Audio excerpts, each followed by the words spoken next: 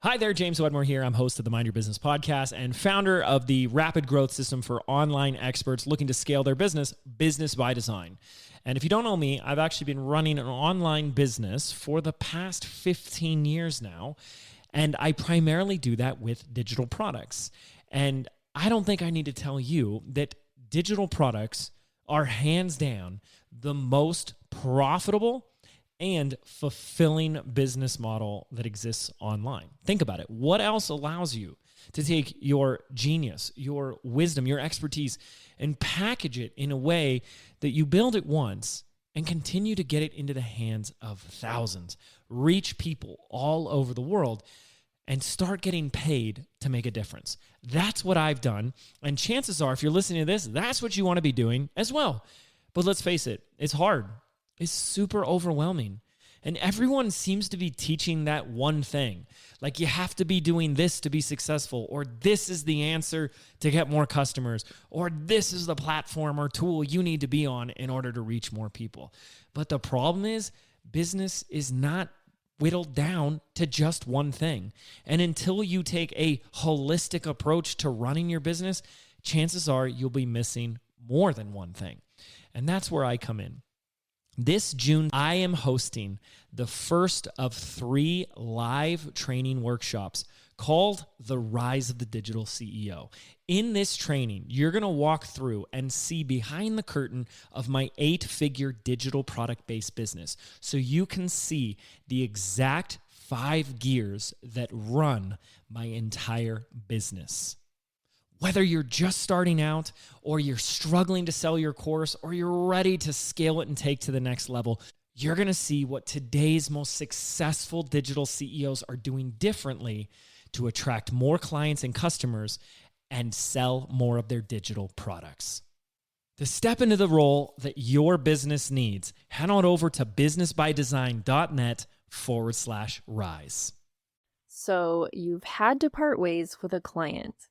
It's something that will inevitably happen, so whether it was your choice or the client's, there are certain protocols that should be followed. So in today's episode, we're going to cover them. Hey, and welcome to the Ambitious Bookkeeper Podcast. I'm Serena Shoup, CPA, a mom of 3, and I've been running a virtual bookkeeping business from my home since 2017. You are in the right place if you are a bookkeeper, accountant, or an accounting student, and you believe and know in your heart that your purpose is bigger than sitting in a cubicle. If you're ready to learn some actionable tips and strategies for starting and growing your accounting business, then I hope you stick around.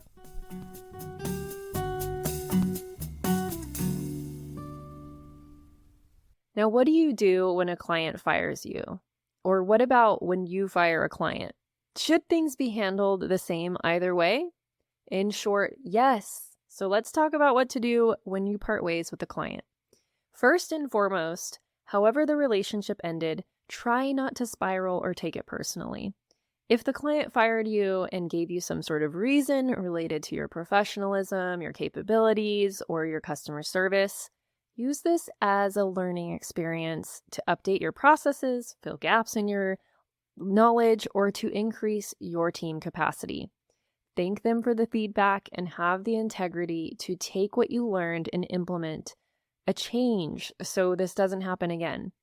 In other instances where you may have let the client go, it could be something similar. Maybe you didn't feel you could serve them to what they needed, and I want you listening to know that this is a very high integrity move to recognize when you don't have the staff, the capacity, or the knowledge to support a client in the way that they need.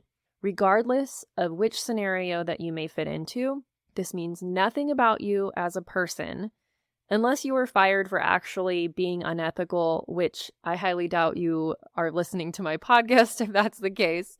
But speaking of ethics, let's move into this one. I've seen it time and again from clients I've taken on and others in my programs who have taken over books for clients. When the previous bookkeeper not only doesn't help with the transition, but worse, refuses to cooperate and provide any type of documentation or handoff, this creates a lot of extra and maybe unnecessary work for the new bookkeeper or for the client to try to figure out where things were left off. But more often than not, When someone isn't cooperative, it usually means they probably weren't doing what they were supposed to be doing anyway. Now, technically, accountants aren't required to share work papers, but I always provide my clients with any schedules or documents that I created in order to make adjusting entries and all reports that we issued, like bank reconciliations, financial statements, while they were engaged with us. As part of our offboarding process, we send an email to our client with our document retention policy, and I do share a sample document retention policy inside of my program, the Bookkeeping Business Accelerator. I will link that below and in the show notes. And I let them know that they are able to access and download everything for 2 weeks, but after that, we will quote unquote unshare the folder and retain those documents internally. If they come after that initial 2 weeks and ask for something that's in that folder, we may charge them for making copies of anything, and that's a standard practice. So make sure you have that in your closure letter or in the email, your disengagement email, your final email that you send your clients.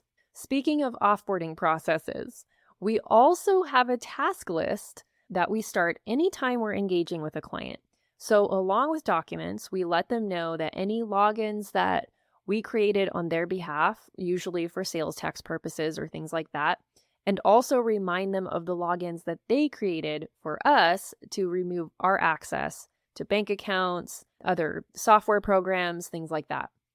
For our clients, we have everyone on Xero and Gusto for payroll, so part of our offboarding process entails us removing ourselves from Gusto and reassigning the master admin to the client. For Xero, we transfer the subscription to them as well as make sure they have admin access to Xero. You will want to make your own offboarding task list custom to how you work with clients and whatever softwares that you use. You can reverse engineer whatever you use for onboarding. And if you have neither of those processes yet, that's your assignment for this week. Start building your onboarding process and your offboarding checklists. And if you want help with this, I have samples and starting points in my program, the Bookkeeping Business Accelerator. All right, lastly, if you parted ways in a more neutral fashion, such as perhaps the client was closing their business or taking the work in-house due to massive growth, I would always ask for a testimonial, and if not in a positive parting ways, I would still recommend asking for feedback about what could have been better for them. They will appreciate that you're taking things to heart and want to continue to improve. So I want to know, have you recently parted ways with a client? How did it go? Let me know in the comments if you're listening on Spotify or if you're watching on YouTube, or you can shoot me a DM on Instagram. I'm at Ambitious Bookkeeper. I would love to hear your experience. Thank you so much for tuning in this week and every week if you're a loyal listener. And this podcast wouldn't be still going on if it weren't for you. We've just broken through 150 episodes. And if you're just listening for the very first time, welcome. Make sure that you hit that follow button wherever you're listening or watching. And if you have a question that you would like answered on air, head over to speakpipe.com/ambitiousbookkeeper and you can record your own question there. I'll talk to you next week. Thank you to everyone who helps make this podcast possible. Content and interviews are produced by me, Serena Shu. Our intro and outro music is written and performed by my brother, Ian Gilliam. Editing is also by Ian using his awesome sound engineering skills along with Descript software. Hosting and publishing is by Buzzsprout. And you can check out the show notes for links to all of these amazing resources and resources mentioned in the episode. Be ambitious.